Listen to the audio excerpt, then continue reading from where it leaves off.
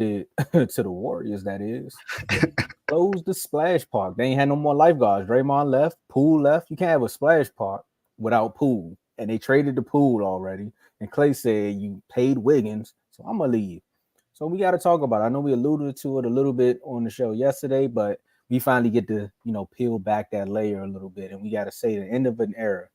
We got to really talk about the reaction to the Splash Bros. Like it's over. It's over. Some would say the Warriors did it. I mean, the Kings did it, but we don't know. So, Dave, how do you feel about after? Well, how do you feel after you heard the news that Clay was being traded, then gets traded, and now it's official? He's a Dallas Maverick.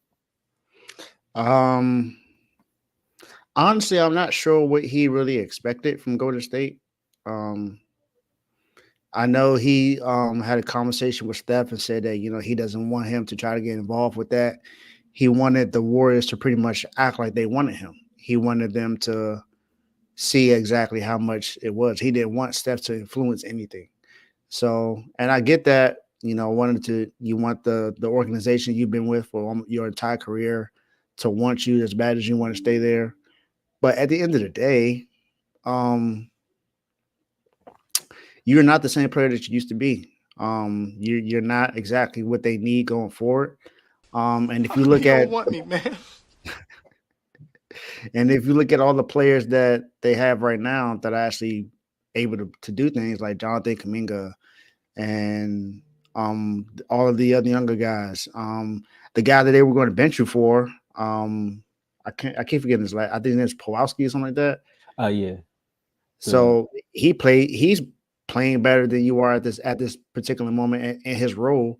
So I mean, you didn't want to come off the bench. So I get that's why you went to Dallas. And honestly, it's not like you went to a bad it's not like he went to a bad situation. He went to a team that just went to the NBA Finals, where no one really expected that to. They went to the NBA Finals as a 5 seed. Um, they went and not only did they get him, they went and got Najee Marshall as well. So the team is getting a little bit better. And you got Kyrie, you got Luca, and you replaced. I mean, technically he replaced what? Tim Hardaway Jr. If Tim you look at Hardaway Jr., Grant Williams, the list can go on and on. because I mean, at this point in his career, he's still a better shooter than those guys. Yep. So you got that going for you. I mean, and then you had a wonderful career with the Warriors. You got 4 NBA championships, endless records that y'all broke together, especially with you and Steph having those records as 3-point shooting and made for a season. So, I mean, it's going to be better for his career because I don't think it would have been.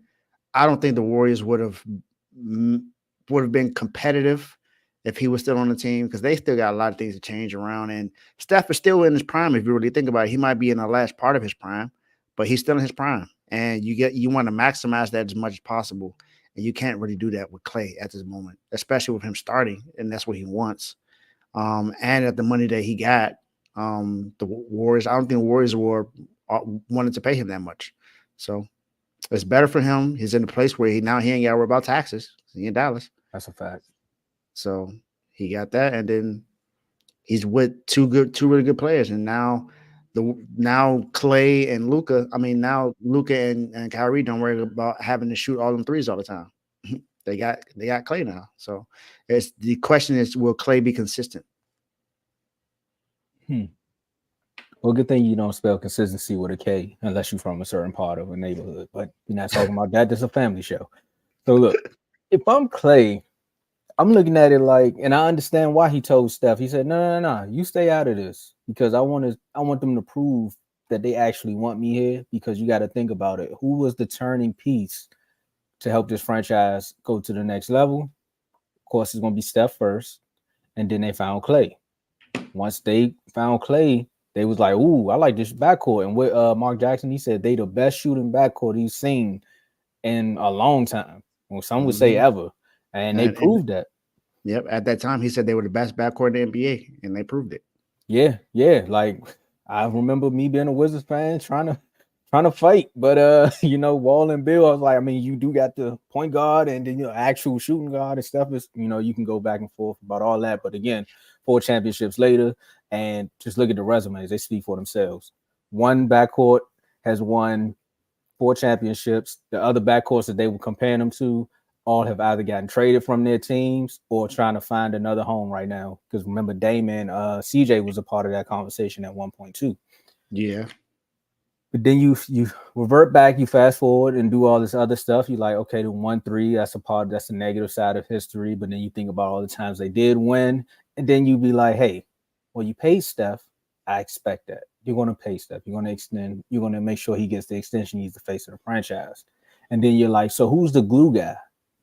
They pay Draymond, and you're like, okay, if I'm Clay, you're like, yeah, you know what? I sit back and say, no, that's okay. You can pay him too, because like again, I know my time's coming. And then these young pups show up, and then they help us win one. Of course, I'm coming off an injury, so you're just gonna be like revisionist history. You're gonna act like I didn't do nothing either. They paid Poole.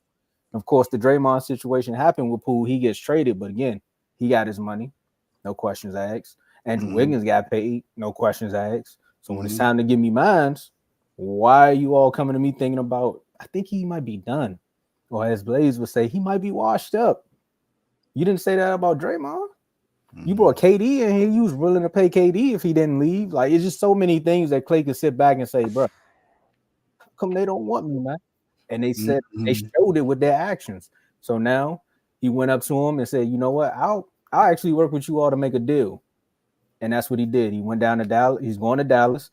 I mean, I could start another debate where I heard the Lakers were even trying to make a deal for him. And he was like, nah, I'd rather go to Dallas.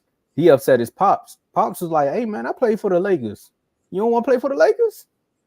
Nah, I'm good. You got to think, man, that rivalry with LeBron is serious. Remember, he the reason why LeBron got upset at the press conference. He was like, I forgot what he said about LeBron. I know we all know what Draymond said, but Clay said something too in one of those post games. Said he was crying. I remember that part. There we go. And then boom, I guess that sparked the rivalry. But as far as the end of an era, in the Warriors' mind, yes, it's the end of an era.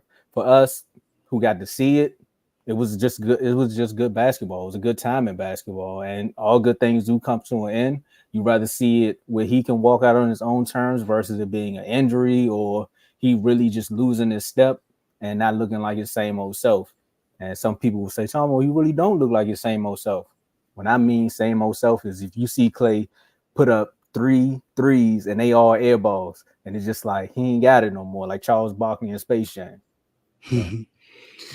Clay as a Warrior, 4-time NBA champion, 5-time NBA All-Star, 2-time All-NBA, 1-time All-Defense, 2nd-time all-time in playoff threes, most threes ever in a game with 14, most threes ever in a quarter, 60-point game on 11 dribbles.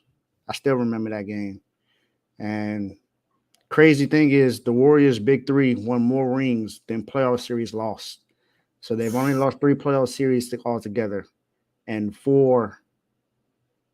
won 4 rings.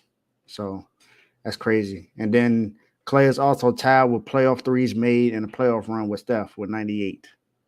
Man, I know the fans are gonna be the fans, but this is one of those moments where you just be like, hey, what was Steph thinking when he seen this come across his phone? Like, he really gone, man.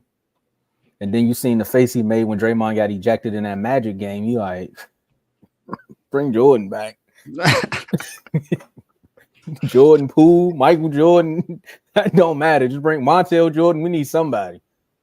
Yeah. So him and Steph actually have 15 All-Star selections together, 12 All-NBA selections. They're 1-2 in playoff threes, 1-2 in finals threes, and they've won 572 games and only lost 240 together. Man. And they still hold the record for what is it, the best record in NBA history? 73-9. Still got that. I mean, I don't think that's going to be broken for a while. Yeah, not with the way the NBA is now. Yeah, so you all let us know how you feel about the Splash Brothers legacy down in the comments. And with that being said, we're going to move on to some more basketball because we got to talk about